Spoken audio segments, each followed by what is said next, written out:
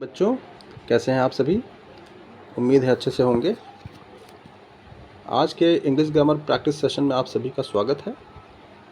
आज के practice session में हम लोग 15 क्वेश्चंस को सॉल्व करने जा रहे हैं और हर क्वेश्चन में आपको 10 सेकंड का समय दिया जाएगा उसको सॉल्व करने के लिए।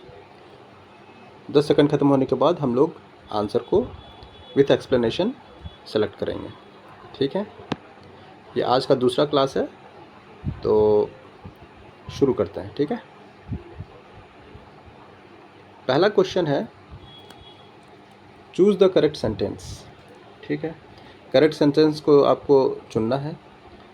इसमें से कौन सा सही है?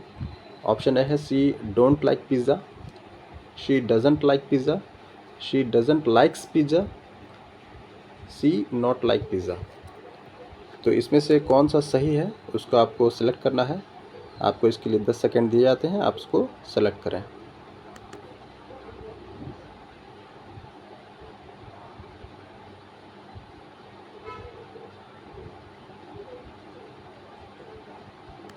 समय समाप्त होता है। तो इसका सही आंसर क्या हो जाएगा? इसका सही आंसर हो जाएगा option B, she doesn't like pizza. ठीक है,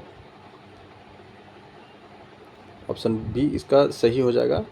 सही क्यों होगा? क्योंकि थर्ड पर्सन सिंगुलर नंबर के साथ क्या लगता है? एस या ई एस लगता है। ठीक है, third person singular number,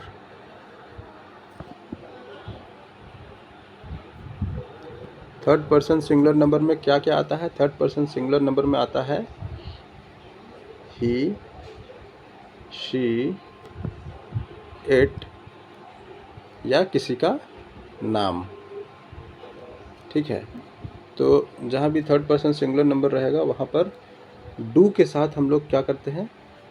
do के साथ एस ई एस लगाते हैं।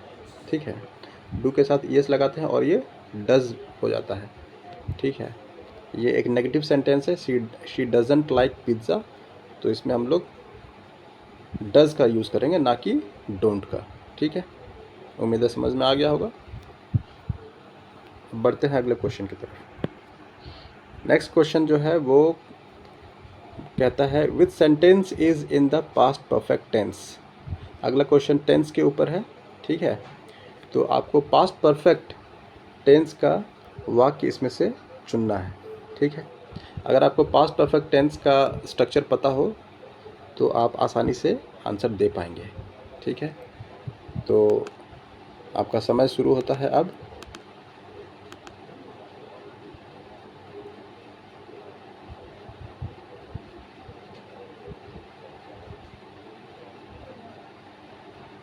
Time up. तो इसका सही आंसर क्या हो जाएगा? इसका सही आंसर हो जाएगा ऑप्शन नंबर बी। ठीक है, ऑप्शन नंबर बी है आई had eaten before she arrived. ठीक है, तो अगर आपको पता हो पास्ट परफेक्ट टेंस का क्या होता है? पास्ट परफेक्ट टेंस का होता है subject plus had plus V3 यानी वर्ब का थर्ड फॉर्म होता है प्लस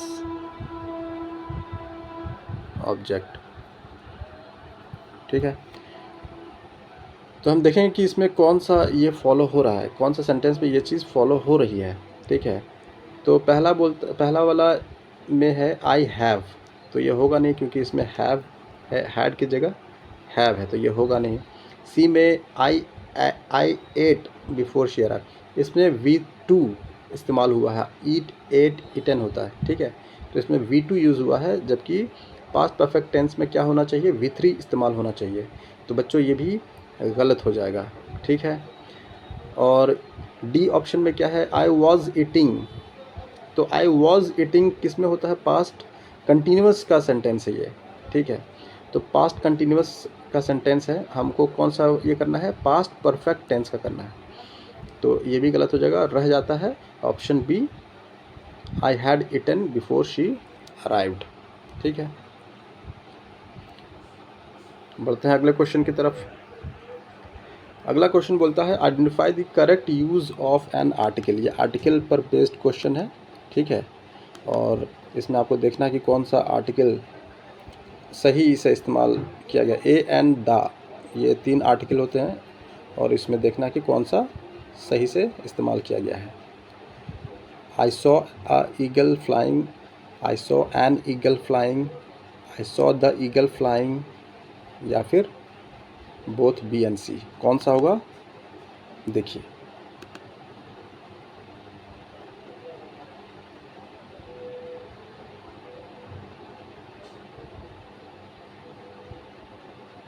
टाइम अप हो गया, ठीक है। इसमें इसका आंसर क्या होगा? इसका आंसर होगा ऑप्शन डी। ऑप्शन डी इसका सही आंसर होगा, बोथ बी एंड सी। क्यों होगा? क्योंकि जो आर्टिकल होता है ए एंड द, ठीक है, ए एन और द आर्टिकल होता है, ठीक है। तो इसमें ऑप्शन बी इसलिए होगा क्योंकि वोवेल साउंड के पहले क्या लगता है? एन लगता है, ठीक है। एन लगता है, इसलिए वोवेल साउंड के पहले एन लगा हुआ है ऑप्शन बी में। ऑप्शन ए में ए है जो कि गलत है, ठीक है। और ऑप्शन सी में है I saw the eagle flying, ठीक है। तो अब कन्फ्यूजन ये होता है कि दोनों कैसे होगा, ठीक है। तो जैसे कि आप जानते होंगे कि ऑप्शन बी जो है, जो एन जो है, एन, ए और एन, ए और एन क्या होता है? ये नॉन डिफिनिट आर्टिकल है, जबकि द जो है वो एक डिफिनिट आर्टिकल है, ठीक है। तो I saw an eagle flying का मतलब है कि किसी भी ईगल को उसने उड़ते हुए देखा। कोई एक ईगल था, उसको उड़ते हुए उसने देखा, मैंने देखा। इसमें क्वेश्चन के हिसाब से मैंने देखा, आई सॉ एन ईगल। और आई सॉ द ईगल मतलब स्पेसिफाई कर रहा है कि उसी ईगल को देखा, ठीक है। एक ईगल को जिसे उसने पहले देखा था, उसी ईगल को अगर उसने देखा है तो वो स्पेसिफाई कर रहा है कि I saw the eagle flying. इसलिए दोनों ऑप्शन इसमें सही होगा। I saw an eagle flying, क्यों? क्योंकि वोवेल के आगे एन लगा हुआ है। और द ईगल क्योंकि अगर स्पेसिफाई कर रहा है कि एक ख़ास ईगल को उसने देखा, तो इसलिए सी भी सही है। इसलिए इसका करेक्ट ऑप्शन क्या हो जाएगा? Option D. अब बढ़ते हैं अगले क्वेश्चन की तरफ। विच sentence uses the correct verb form. इसमें आपको ये वर्ब के ऊपर क्वेश्चन है, ठीक है। अब आपको इसमें देखना है कि कौन सा correct form of verb use किया गया है, ठीक है। ऑप्शन ए में है they goes to school by bus. Option B बोलता है they go to school by bus. C बोलता है they going to school by bus. D बोलता है they gone to school by bus. इसमें कौन सा वर्ब फॉर्म सही इस्तेमाल किया गया है? देखिए ज़रा इसको।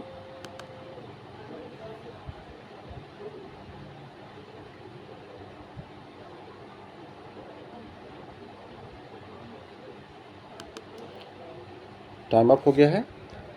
तो इसमें कौन सा होगा? इसमें होगा ऑप्शन बी सही है, ठीक है। ऑप्शन बी सही होगा इसमें, क्योंकि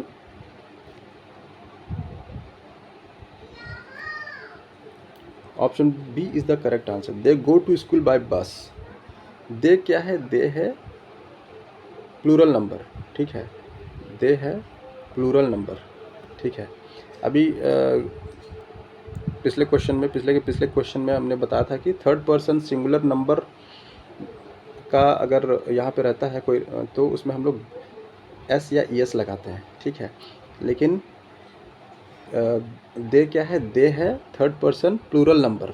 थर्ड पर्सन प्लूरल नंबर या किसी भी प्लूरल के साथ एस या ई एस नहीं लगाया जाता है, इसीलिए ऑप्शन ए गलत हो जाएगा, ठीक है।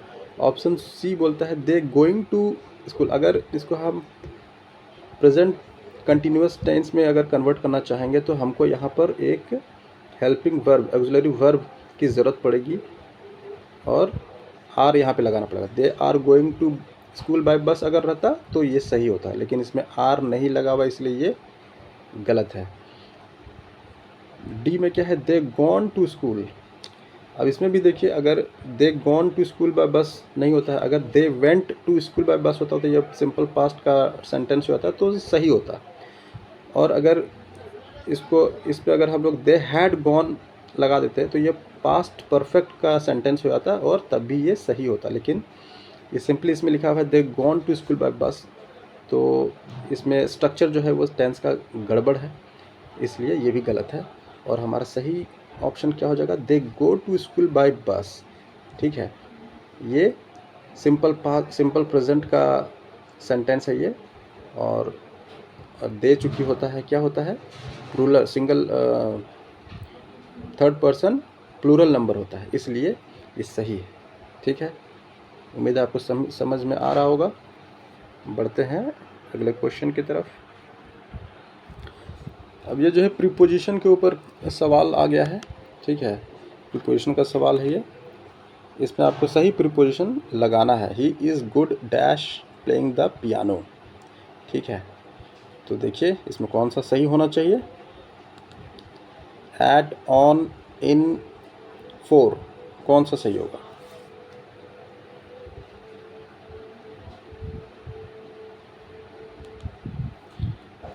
तो इसका सही आंसर होगा ही is good eight.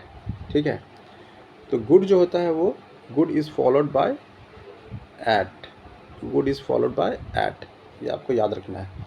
He is good at studies, he is good at cricket. ठीक है, तो गुड के बाद हम लोग एट प्रीपोजिशन का इस्तेमाल करते हैं, ये आपको याद रख लेनी है। ठीक है, और इसमें इससे ज़्यादा कुछ नहीं करना। बढ़ते हैं अगले क्वेश्चन की तरफ। अब ये क्या है कि कंडीशनल सेंटेंस दिया हुआ है। करेक्ट कंडीशनल सेंटेंस आपको आइडेंटिफाई करना है। If it will rain we will cancel the picnic. If it rains we will cancel the picnic. If it rained we will cancel the picnic. If it rain we cancel the picnic. तो इसमें कौन सा सही conditional sentence है ये आपको देखना है। ठीक है बच्चों, देखिए, तो आपका समय शुरू होता है अब।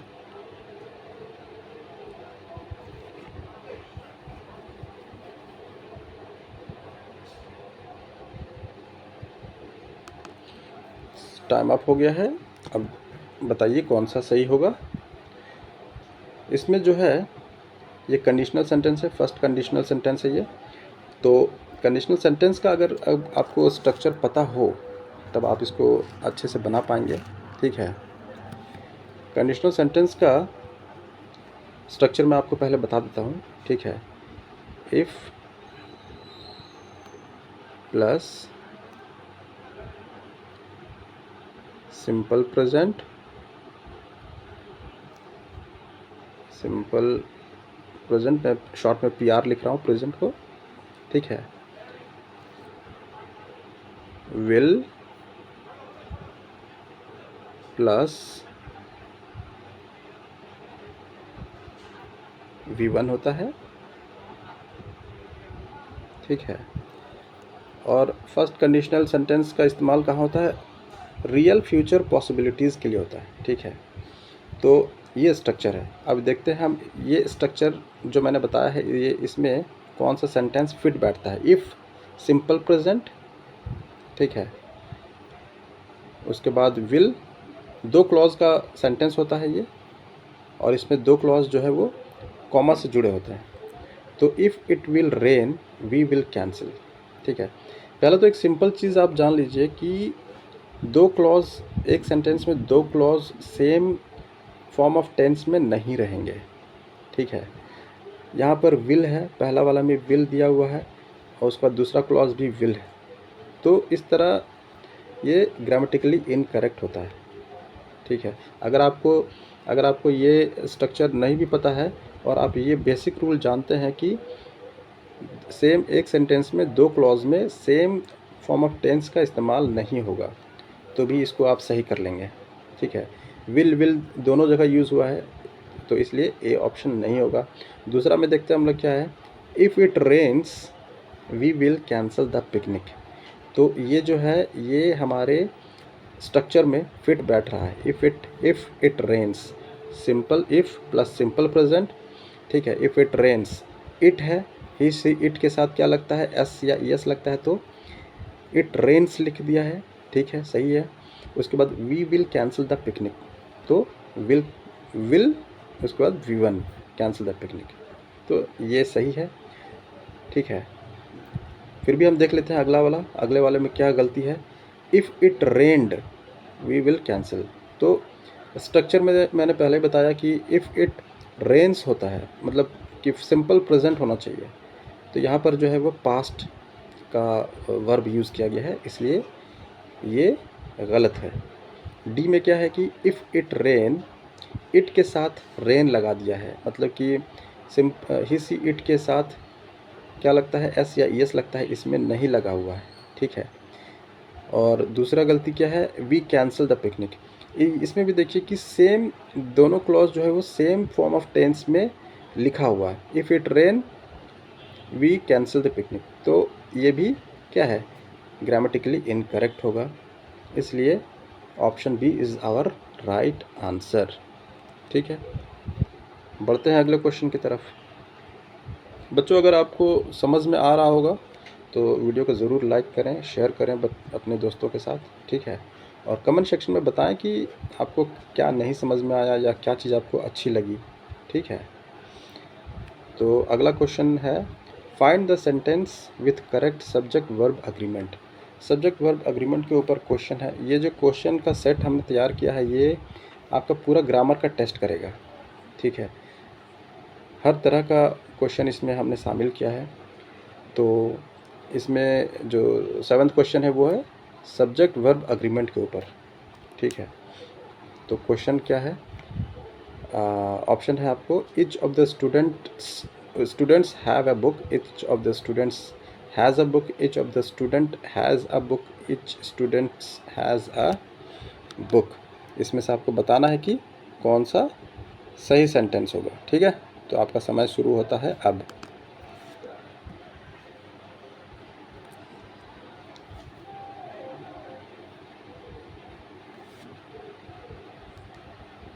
Time up.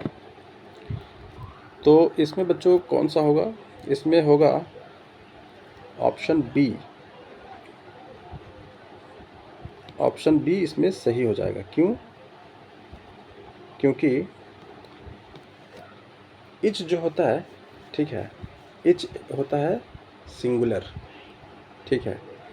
आपको स्टूडेंट्स को ध्यान में नहीं देना है, यहाँ जो स्टूडेंट्स देख के आपने बहुत बच्चे हैव लगा दिए होंगे, ठीक है। आपको स्टूडेंट्स को नहीं देखना है, आपको देखना है कि यहाँ पर क्या है, यहाँ पर इच है, ठीक है। तो ठीक है, तो यहाँ पर होता है इच को देख के आपको हैज़ लगाना है, हैज़। अब आप बोलें कि यहाँ पर जो है सर ये ऑप्शन सी में भी तो इच है और यहाँ पे हैज़ है, और ऑप्शन बी में भी, ऑप्शन डी में भी इच है और हैज़ है, तो मैं बताता हूँ इसमें क्या गलती है, ठीक है। पहला तो मैंने बता दिया ऑप्शन ए में क्या गलती है। ऑप्शन ए में गलती ये है कि इच है और यहाँ पर हैव लगा दिया है, इस वजह से ये गलत है, क्योंकि इच क्या है, सिंगुलर है, सिंगुलर होता है, इसलिए हैज़ या इज़ इस तरह का चीज़ यूज़ होगा। ऑप्शन बी सही है, मैंने बता दिया आपको। ऑप्शन सी में क्या गलती है, ऑप्शन सी में गलती ये है कि ईच ऑफ द स्टूडेंट नहीं होता है, ठीक है। यहाँ पर एवरी स्टूडेंट, अगर एक सिंगल स्टूडेंट की बात करता तो यहाँ पर अगर एवरी स्टूडेंट लिखता तो ठीक रहता, लेकिन यहाँ पे ईच के साथ यहाँ पर प्लूरल फॉर्म आता है, ईच ऑफ द स्टूडेंट्स, ठीक है। एवरी स्टूडेंट बोलेंगे तो सही होगा, लेकिन ईच अगर इस्तेमाल हुआ है तो यहाँ पर प्लूरल यहाँ पे होना चाहिए था, plural, each of the students, तो यहाँ पे सिंगुलर लिख दिया है, इस वजह से ये सेंटेंस गलत है, ठीक है। अदरवाइज़ यहाँ भी हैज़ लगा हुआ है, अगर यहाँ भी एस लगा होता स्टूडेंट्स तो ये सही होता।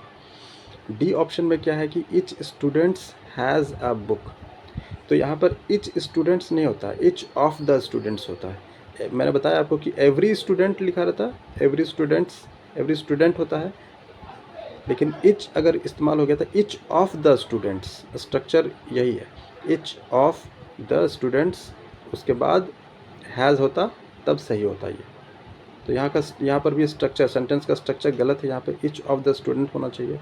ऑप्शन सी में मैंने बताया कि स्टूडेंट्स होता, यहाँ पर स्टूडेंट लिखा हुआ है, स्टूडेंट्स होता तो सही होता, ठीक है। इसलिए सही क्या है, ऑप्शन बी इसका सही है, ठीक है। बढ़ते हैं अगले क्वेश्चन की तरफ। विच सेंटेंस यूजेज अ कंपैरेटिव करेक्टली। अब यहाँ पर डिग्री का सवाल है, ठीक है। यहाँ पर जो है आपने डिग्रीज ऑफ कंपैरिजन पढ़ा होगा, 3 तरह के डिग्रीज ऑफ कंपैरिजन होते हैं, ठीक है। तो यहाँ पे कौन सा सेंटेंस डिग्री ऑफ कंपैरिजन को सही से यूज़ कर रहा है वो आपको बताना है।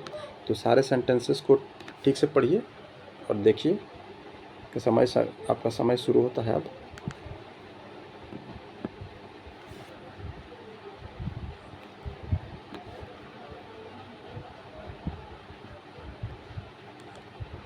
Time up. तो देखिए इसमें क्या है, पहला सेंटेंस क्या लिखता है कि this book is more interesting than that, ठीक है। दिस बी बोलता है this book is interestinger than that. C बोलता है this book is most interesting than, ठीक है। This book is very interesting than that. देखिए जो डिग्री ऑफ कंपैरिजन होता है बच्चों, ठीक है। सबसे पहले तो डिग्री ऑफ कंपैरिजन अगर नहीं जानते हैं तो बता देते हैं। डिग्री ऑफ कंपैरिजन 3 तरह का होता है, ठीक है। पहला होता है पॉजिटिव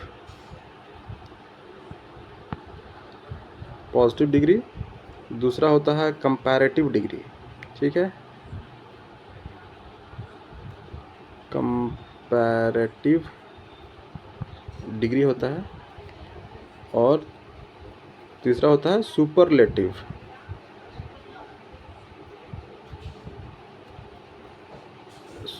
डिग्री होता है। 3 तरह के डिग्री होता है। तो यहाँ पर जो है जब कंपेयर करते हैं खास करके, ठीक है, जब कंपेयर करते हैं तो हम लोग दैन का इस्तेमाल करते हैं, ठीक है। He is taller then him, ठीक है, इस तरह करके। तो जब भी कंपैरिजन होता है तो वहाँ पर दैन का इस्तेमाल होता है, ठीक है। दूसरा चीज़ ये कि जो कंपैरिजन में हम लोग, जैसे टॉल मैंने बोला, अभी एग्जांपल दिया टॉल, ये पॉजिटिव डिग्री हुआ। इसका कंपैरेटिव डिग्री क्या हो जाएगा, टॉलर, और इसका सुपरलेटिव डिग्री क्या हो जाएगा, टॉलेस्ट, ठीक है। टॉल, टॉलर, टॉलेस्ट, ये होता है डिग्री ऑफ कंपैरिजन में टॉल, टॉलर, टॉलेस्ट होता है, ठीक है। और जहाँ कंपेयर किया जाता है तो यहाँ पर second degree of comparative use होता है, और साथ में क्या यूज़ होता है, दैन का इस्तेमाल होता है। मोर इंटरेस्टिंग, लेकिन जो बड़े एडजेक्टिव होते हैं, ठीक है, उसको हम लोग ER नहीं लगाते हैं।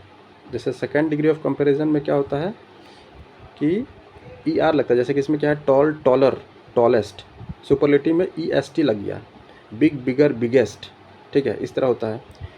तो सेकेंड डिग्री ऑफ कंपैरिजन में, कंपैरेटिव डिग्री में हम लोग क्या करते हैं कि ER का इस्तेमाल करते हैं छोटे एडजेक्टिव्स के लिए, लेकिन जब बड़े एडजेक्टिव्स होते हैं तो उसमें हम लोग मोर, मोस्ट, इस तरह करके हम लोग जाते हैं, ठीक है।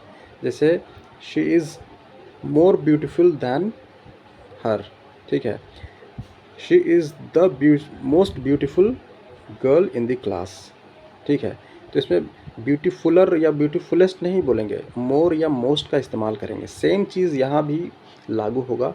यह इंटरेस्टिंग जो है, ये इंटरेस्टिंग के साथ हम लोग मोर का इस्तेमाल करेंगे, ठीक है। तो पहला सेंटेंस जो है, this book is more interesting than that, तो ये सही है बिल्कुल, ठीक है, क्योंकि मोर इंटरेस्टिंग होता है, ठीक है। इंटरेस्टिंगर जो सेकंड में दिया हुआ इंटरेस्टिंगर, ये नहीं होता है, ER का इस्तेमाल इसमें नहीं होगा। सी में क्या लिखा हुआ कि this book is most interesting का इस्तेमाल हम लोग सुपरलेटिव डिग्री में करते हैं, ठीक है। यहाँ पे 2 बुक का कंपैरिजन किया गया है, तो 2 बुक के कंपैरिजन में मोस्ट का इस्तेमाल नहीं होगा, ठीक है, इसमें, इसलिए ये भी गलत है। This book is very interesting than that, ये तो ऐसे भी गलत है, वेरी इंटरेस्टिंग दैन दैट कुछ नहीं होता, स्ट्रक्चर ही गलत है इसका। ठीक है, उम्मीद आपको समझ में आया होगा। बढ़ते हैं अगले क्वेश्चन की तरफ। ठीक है,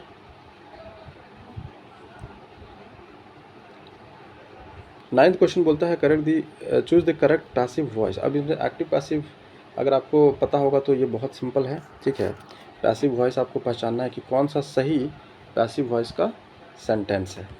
ठीक है, तो the cake was baking by her, the cake was baked by her, the cake baked by her, the cake was bake by her.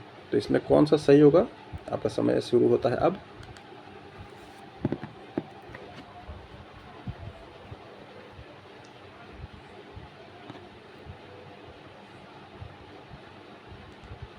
Time up. तो इसमें सही सेंटेंस कौन सा होगा? इसका सही सेंटेंस होगा the cake was baked by her. ठीक है, option B is the right answer. क्यों ऑप्शन बी राइट आंसर होगा? तो ऑप्शन देखिए, ये सेंटेंस जो दिया हुआ है इससे समझ में आ रहा है कि ये पास्ट टेंस का सेंटेंस है। ठीक है, क्योंकि सब में वॉज या बेक्ड इस तरह करके लिखा हुआ, तो इसमें समझ में आ रहा है कि ये पास्ट का सेंटेंस। अब पास्ट का सेंटेंस है, पास्ट टेंस का सेंटेंस है, तो उसमें कौन से पास्ट टेंस का सेंटेंस है? ठीक है, तो इसमें ये स्ट्रक्चर से समझ में आ रहा है कि ये सिंपल पास्ट का सेंटेंस है। ठीक है, एक्टिव ये पैसिव फॉर्म दिया हुआ है। एक्टिव फॉर्म क्या होगा? एक्टिव फॉर्म होगा she baked the cake. She baked the cake होगा इसका एक्टिव फॉर्म। ठीक है, एक्टिव फॉर्म क्या होगा? She baked the cake. उसी का पैसिव फॉर्म में क्या दिया होगा? The cake was baked by her. The cake was baked by हर जो ऑप्शन बी में है वो सही है। ठीक है, जैसा कि अब जैसे पहला वाला में देखते हैं क्या लिखा हुआ है, the cake was baking by her. ठीक है, तो अगर ये सिंपल नहीं, पास्ट कंटिन्यूअस का सेंटेंस रहता ना, तो पास्ट कंटिन्यूअस का सेंटेंस में बीइंग का इस्तेमाल होता है। बीइंग का इस्तेमाल होता है। ठीक है, और जो वर्ब होता है वो हमेशा थर्ड फॉर्म ही होता है। वर्ब कौन सा होता है? हमेशा थर्ड फॉर्म ही होता है। तो अगर हम लोग पास्ट कंटिन्यूअस का भी सेंटेंस इसको लगाते तो क्या यूज़ होता? वॉज के बाद बीइंग होता यूज़, और बेकिंग के जगह पे क्या होता? बेकिंग के जगह पे बेक्ड का इस्तेमाल होता है। बेक्ड। तो यहाँ पे बेकिंग लिखा हुआ है, तो ये हर तरह से ये सेंटेंस गलत है, क्योंकि ये सिंपल पास्ट का सेंटेंस है और इसको सही से पैसिव में नहीं किया गया है। ऑप्शन भी बता ही दिया। ऑप्शन सी जो है the cake baked by her, the cake baked by हर नहीं होगा। द केक वॉज इसमें जो है हेल्पिंग वर्ब जो ऑक्सिलरी वर्ब होता है वो इसमें मिसिंग है। Was is missing. ठीक है, इसलिए ये सेंटेंस गलत है। डी में क्या है? The cake was bake by her, तो मैंने आपको बताया कि V3 का इस्तेमाल होता है। V3।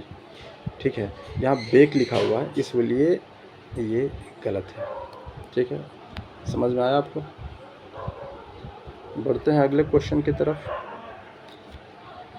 Identify the correct question form. इसको ये भी स्ट्रक्चर बेस्ड क्वेश्चन है, अगर आपको स्ट्रक्चर पता होगा तो ये भी आप सही कर पाएंगे।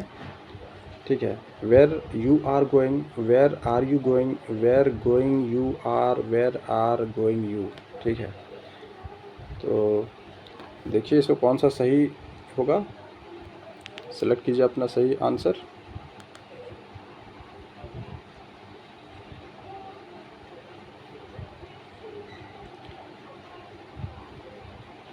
तो इसका सही ऑप्शन क्या हो जाएगा? सही ऑप्शन है इसमें where are you going.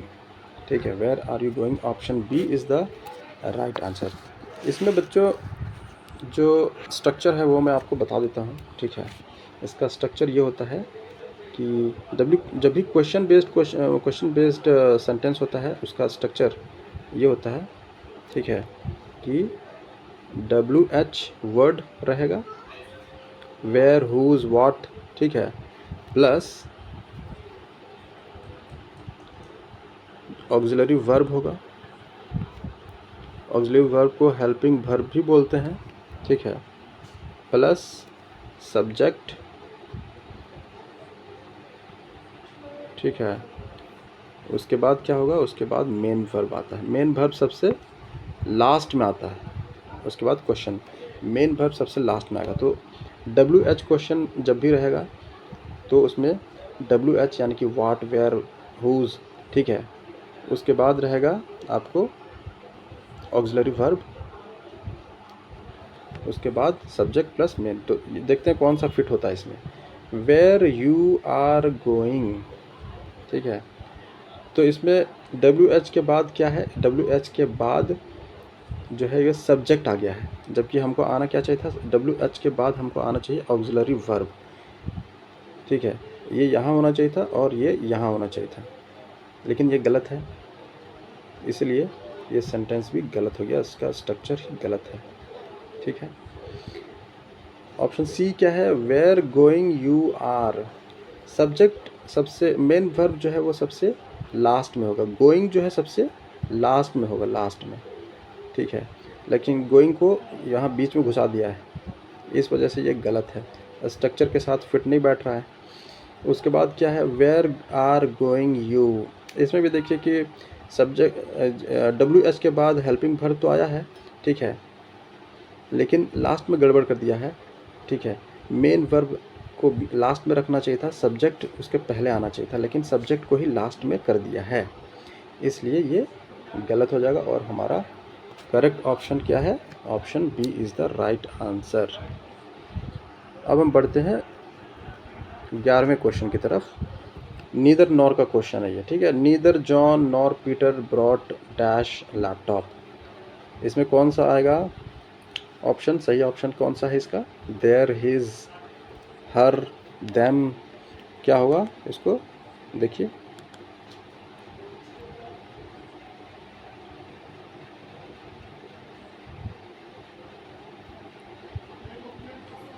Time up.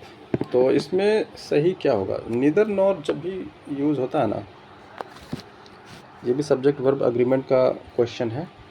Neither nor जो होता है, नीदर नॉर को हम लोग यूजुअली सिंगुलर ट्रीट करते हैं, यूजुअली का ये सिंगुलर ही होता है, ठीक है, ये सिंगुलर ट्रीट होता है, ठीक है। तो इसलिए, और दूसरा चीज़ होता है ये कि इसमें प्रॉक्सिमिटी रूल, मैंने पिछले टेस्ट में आपको प्रॉक्सिमिटी रूल भी बताया था, ठीक है। प्रॉक्सिमिटी रूल जो बताया था मैंने, तो उसमें मैंने आपको यही बताया था कि वर्ब के नज़दीक जो होता है सब्जेक्ट, उसके हिसाब से जो ऑक्सिलरी वर्ब होता है उसका इस्तेमाल किया जाता है, ठीक है। तो वर्ब के नज़दीक वर्ब है यहाँ पर ब्रॉट, और उसके नज़दीक है सब्जेक्ट पीटर। पीटर क्या है, सिंगुलर है, ठीक है। अगर आपको नीदर नॉर नहीं भी पता है कि उसमें क्या होगा, तो आप ये इस रूल से आप उसको सॉर्ट आउट कर सकते हैं। वर्ब के नज़दीक में जो सब्जेक्ट है वो है सिंगुलर, इसलिए हमारे पास, हमारे यहाँ पर जो आएगा ऑक्सिलरी वर्ब वो सिंगुलर आएगा, ठीक है। तो पहला ऑप्शन देयर नहीं आएगा, क्योंकि देयर तो होता है प्लूरल के लिए इस्तेमाल होता है, तो इसलिए देयर नहीं होगा, ठीक है। हर नहीं आएगा, क्योंकि जॉन और पीटर दोनों लड़के हैं, तो लड़कों के लिए तो हर का इस्तेमाल नहीं होता, ये लड़की के लिए होता है, इसलिए ये नहीं होगा। देम भी सेम कंडीशन है, इसमें प्लूरल के लिए देम यूज़ होता है, लेकिन हम लोग को यहाँ पर सिंगुलर चाहिए, सिंगुलर यहाँ पर एक ही है, और मेल के लिए हिज का इस्तेमाल होता है, इसलिए option B is the right answer, ठीक है। बढ़ते हैं अगले क्वेश्चन की तरफ। 12वां क्वेश्चन बोलता है, टैग क्वेश्चन है, करेक्ट टैग क्वेश्चन आपको बताना है, ठीक है। तो इसमें करेक्ट टैग क्वेश्चन क्या होगा, ये भी बहुत इंपॉर्टेंट क्वेश्चन है, ये भी एग्ज़ाम में आता रहता है, तो देखिए इसको कौन सा सही होगा।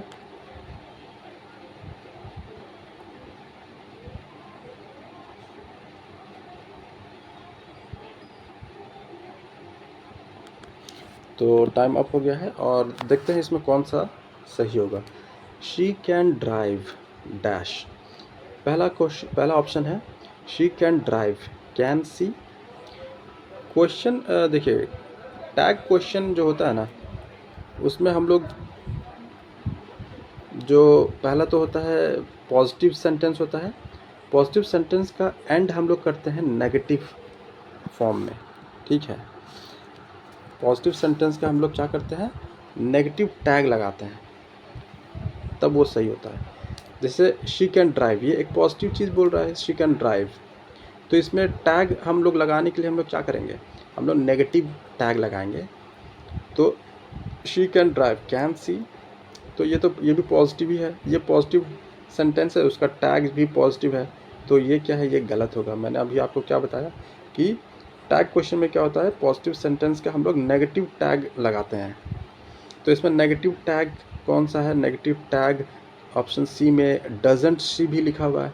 तो सी कैन ड्राइव डजंट सी, ये नहीं होगा, ग्रामेटिकली इनकरेक्ट है। क्यों, क्योंकि यहाँ पर कैन है, ठीक है, हेल्पिंग वर्ब क्या है, यहाँ पे कैन है, तो यहाँ पर टैग भी कैन ही के थ्रू बनेगा, ना कि डज या किसी और के फॉर्म, इसलिए ये गलत है। और सेम रीज़न के लिए ऑप्शन डी भी गलत है, वॉन्ट शी होगा नहीं।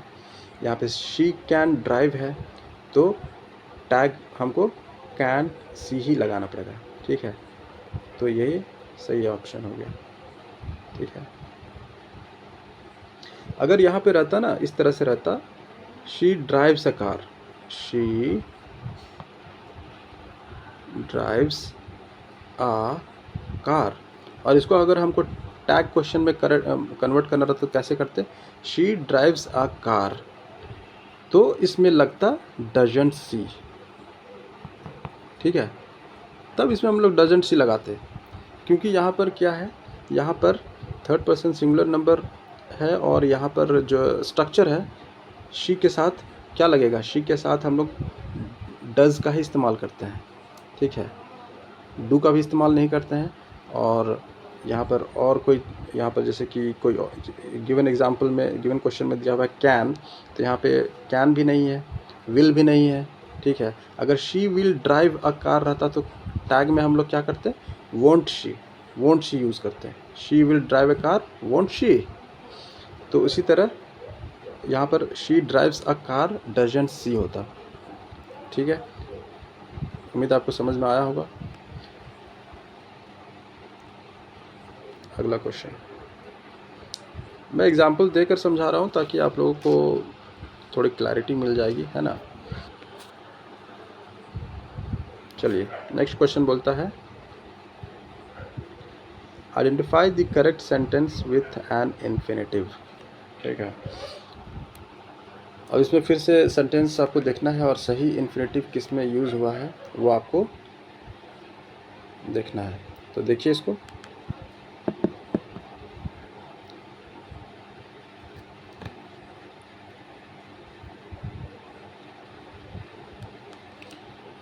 तो टाइम अप हो गया है, और इसमें क्या क्या दिया हुआ है, इसमें दिया है आई एन्जॉय टू स्विम, ठीक है, आई एन्जॉय टू स्विम है, आई वांट टू स्विम है, आई लाइक स्विमिंग टू, ठीक है, और आई वांट स्विमिंग। तो इसमें क्या है ना कि पहला ऑप्शन जो है enjoy to swim, enjoy to swim नहीं होता है, ठीक है। वाई बिकॉज एन्जॉय जो है वो जरूर फॉलो करता है, ठीक है। वो क्या होता है, वर्ब प्लस ing, इसको बोलते हैं हम लोग जरूर। तो एन्जॉय टू स्विम नहीं होगा, क्यों नहीं होगा, मैंने अभी जस्ट आपको बताया। वांट टू स्विम, वांट जो होता है is followed by, want is followed by to, ठीक है। I want to go to school, I want to have a coffee, ठीक है, I want to drive a car. तो want is always followed by to plus V1, ठीक है। I want to plus V1 होता है, ये structure होता है इसका, ठीक है। और एन्जॉय के साथ क्या होता है, एन्जॉय के साथ ये वाला स्ट्रक्चर फॉलो होता है, वर्ब प्लस आईएनजी जरूर फॉलो करता है वो। तो वांट टू स्विम एकदम सही है, ठीक है, जैसा मैंने स्ट्रक्चर आपको बताया उस हिसाब से वो बिल्कुल फिट बैठ रहा है, तो option B is the right answer. I like to swim, like जो है लाइक भी वांट की तरह ही होता है, और ये लाइक टू स्विम अगर रहता तो ये सही होता, ठीक है। तो लाइक स्विमिंग टू, एक तो स्ट्रक्चर भी गड़बड़ है इसका, टू लास्ट में लिखा हुआ है और यहाँ पे स्विमिंग भी लिखा हुआ है, ठीक है, तो इस वजह से ये गलत है ऑप्शन, ठीक है, ये ऑप्शन गलत है। डी ऑप्शन में बोलता है I want swimming, I want to swim होता है जैसे मैंने बताया, तो ये भी गलत है, ठीक है। तो राइट आंसर क्या होगा, राइट आंसर होगा ऑप्शन बी। बढ़ते हैं अगले क्वेश्चन की तरफ। और इसमें जैसा मैंने अभी आपको बताया जेरुंट का यूज़, तो वही क्वेश्चन यहाँ पर आ गया है, विच सेंटेंस यूजेस ए जेरुंट, ठीक है। इसमें देखिए कौन सा सही होगा, और अगर आपने पिछला वाला क्वेश्चन समझा होगा तो ये वाला आसानी से आप बना पाएंगे।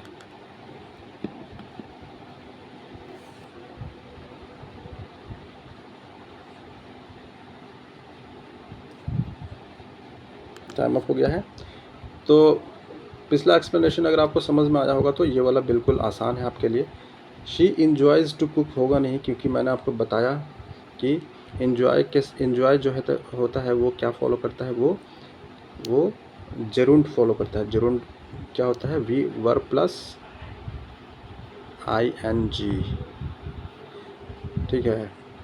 तो यहाँ पर क्या हो जाएगा, इंजॉयज़ कुकिंग, इंजॉयज़ कुकिंग कहाँ पर है, इंजॉयज़ कुकिंग है ऑप्शन सी में, तो ये बिल्कुल सही है। इंजॉयज़ टू कुक नहीं होगा, क्योंकि मैंने आपको बताया कि इंजॉय जो है किस तरह फॉलो होता है, ये इस तरह से फॉलो होता है।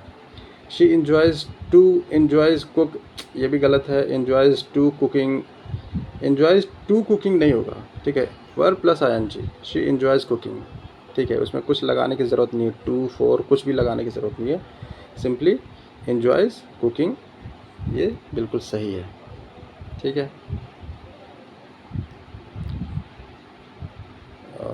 ये आखिरी क्वेश्चन है, 15वां क्वेश्चन, और ये रिपोर्टेड स्पीच, ये डायरेक्ट इनडायरेक्ट स्पीच के ऊपर है ये, ठीक है। डायरेक्ट इनडायरेक्ट स्पीच अगर आपको पता होगा सही, तो आप इसको बिल्कुल सही से बना पाएंगे, कोशिश कीजिए।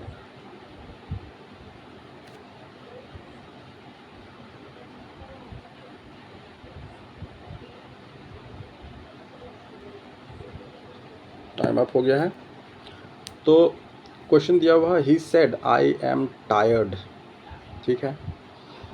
तो आई एम टायर्ड, तो इसको इनडायरेक्ट स्पीच में कैसे करेंगे, इनडायरेक्ट स्पीच में करने के लिए देखिए, ही सेड सब में ही सेड दैट,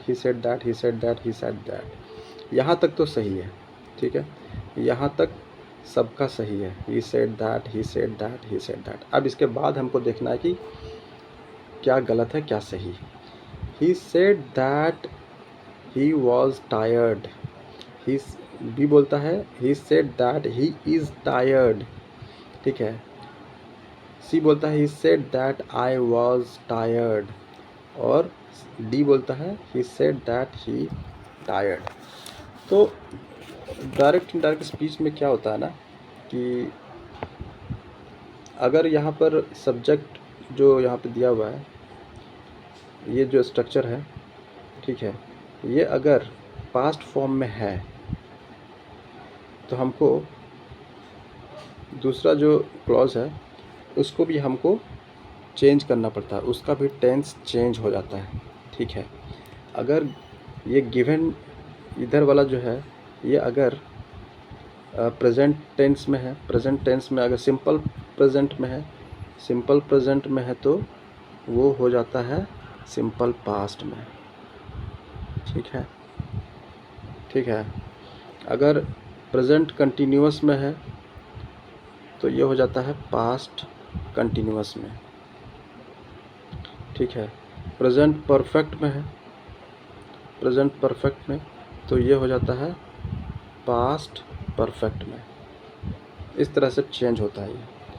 तो यहाँ पर दिया हुआ है, जो सेंटेंस दिया हुआ है, आई एम टायर्ड, ठीक है।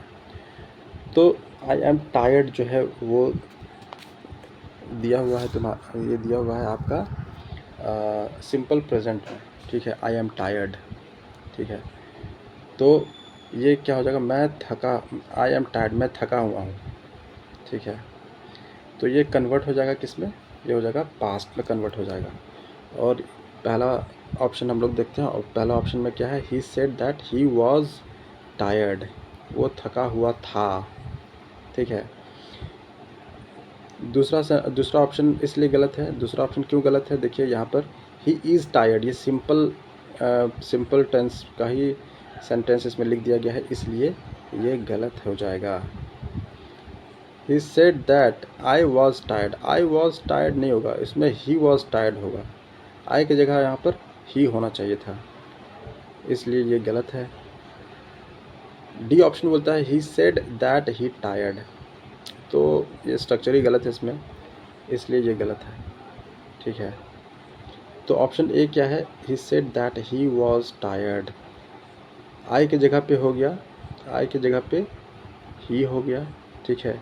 एम की जगह पे वॉज हो गया, ठीक है। और क्योंकि ये V3 फॉर्म है तो V3 फॉर्म ही रह जाएगा। तो करेक्ट ऑप्शन क्या है हमारे पास, he said that he was tired, ठीक है, ही वॉज टायर्ड, ये बिल्कुल सही है। तो इस तरह से हम लोगों ने 15 क्वेश्चन का सेशन ये ख़त्म कर लिया है। अब बारी है आप लोगों का स्कोर्स की, ठीक है। आप लोग अपना स्कोर ज़रूर बताइएगा कमेंट्स में, और आपको क्या समझ में आ रहा है, नहीं समझ में आ रहा है, और क्या इम्प्रूवमेंट की ज़रूरत है, और किस क्वेश्चन में, अगर किसी क्वेश्चन में अगर क्लैरिटी की ज़रूरत है तो वो भी ज़रूर लिखें, ठीक है। आज के लिए इतना ही, ठीक है बच्चों, अपना ख्याल रखें, बाय।